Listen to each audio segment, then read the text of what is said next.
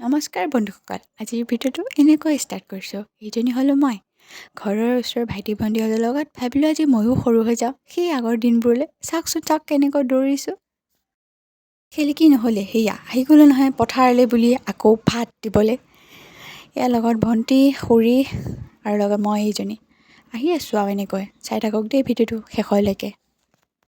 পিছে আজি পথাৰখনো বৰ ধুনীয়া হৈ আছে। যিহেতু ৰ'দ দিছে, পথাৰ বুলি ক'লেতো সোণালী সোণালী ভাল লাগিবই দিয়কচোন, যিহেতু আঘোণ মাহ। দোকানৰ পৰা বস্তু লৈ এয়া পাই গ'লোহি একদম মেইন জেগাত। এইয়া আইতা আহি আছে। আজিকালি পথাৰ মানুহ লগোৱা পইচা বহুত হ'ল, গতিকে মানুহ পাবলৈ বহুত টান হৈছে। গতিকে ঘৰতে কাটি আছে আইতাই ক'লে এইজনী হ'ল আমাৰ পিটিকলি। ৰ'ব খাই লওঁ। ভাত বুলি যে কৈছিলোঁ, ভাত নহয় দেই, ৰুটি ভাজিহে। আৰু লগত কি আছে জানে? গৰম গৰম একাপ লাল চাহ পথাৰৰ মাজত। উফ কি যে সুন্দৰ জুতি। আৰু এইজনী হ'ল আমাৰ নেউলি বাই, জপং জপংকৈ চোবাই চোবাই খাই আছে। এইজনী হ'ল আমাৰ পিটিকলি।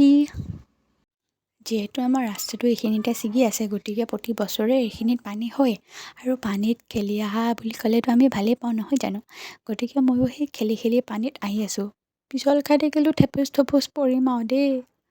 পিছে আজি মোৰ মিনি ব্লগটো ইমানেই আছিল। যদি চাই ভাল পালে লাইক এটা কৰি থৈ যাব। Bye bye.